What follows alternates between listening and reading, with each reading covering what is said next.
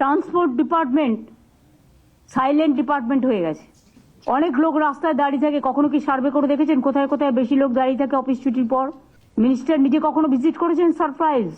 রাস্তায় পর্যাপ্ত সরকারি বাস থাকতে হবে, একেবারে নির্দেশ রয়েছে মুখ্যমন্ত্রী মমতা বন্দ্যোপাধ্যায়ের।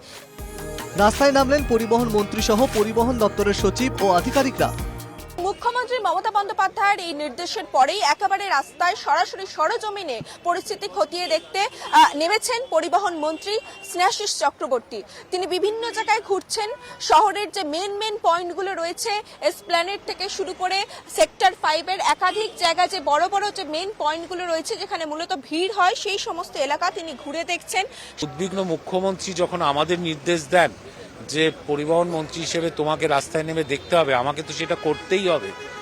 ফলে আমরা এবং সেক্রেটারি সাহেবও আছেন, আমরাও এবার মাঝে মাঝে এগুলো সার্ভেতে নামবো, ইন্সপেকশনে নামবো, যে মানুষ ঠিক বাস পরিষেবাটা পাচ্ছে কিনা, যেখানে যেখানে বেশি বেশি মানুষ যাতায়াত করে।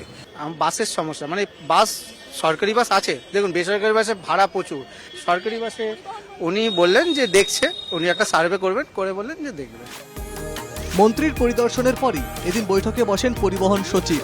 সেই বৈঠকে একাধিক রুটে বাস বাড়ানোর সিদ্ধান্ত হয়। সোমবার থেকেই ধাপে ধাপে বাস বাড়ছে রাস্তায়। এতদিন 550টি বাস দিয়ে 3300 ট্রিপ চলছিল কলকাতা শহর ও শহরতলিতে। এবার থেকে বাস বাড়িয়ে ট্রিপ বাড়ানো হচ্ছে। বাসের ট্রিপ বাড়ছে নিউ টাউন এলাকায়। বিশেষ নজর রাসবিহারী, গড়িয়াহাট, কালীঘাট, আলিপুর, এক্সাইড অঞ্চলে। যে এলাকায় বাড়ছে বাস। হাতিশালা থেকে হাওড়া রুটে EB13 বাসটি এতদিন চলত 3টি, এখন থেকে চলবে 5টি বাস। সাপুরজি হাওড়া এই রুটে AC12 বাসটি চলত 8টি, এখন চলবে 12টি বাস। উল্টোডাঙ্গা ইকো স্পেস রুটে AC30S বাস চলত 1টি, এখন থেকে চলবে 3টি বাস। নিউ টাউন হাওড়া রুটে S12 বাসটি চলত 15টি, এখন থেকে চলবে 18টি।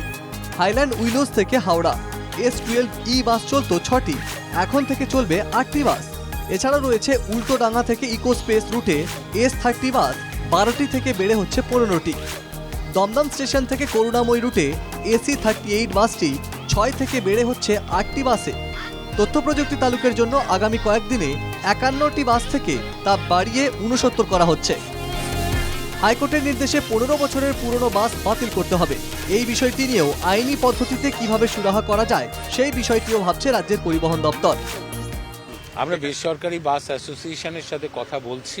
মূলত তারা 15 বছরের যে কোর্টের অর্ডার রয়েছে যে বাস স্ক্র্যাপ করে ফেলতে হবে, তারা একটা সমস্যার মধ্যে আছে এবং সেক্ষেত্রে আমাদের মাননীয় মুখ্যমন্ত্রী, মানবিক মুখ্যমন্ত্রী, তিনি আইনি প্রক্রিয়ার মধ্যে দিয়ে আমাদের দপ্তরকে এগোতে বলেছে, যাতে এই 15 বছরের বয়সটার যে ব্যারিকেড এটা যাতে না থাকে।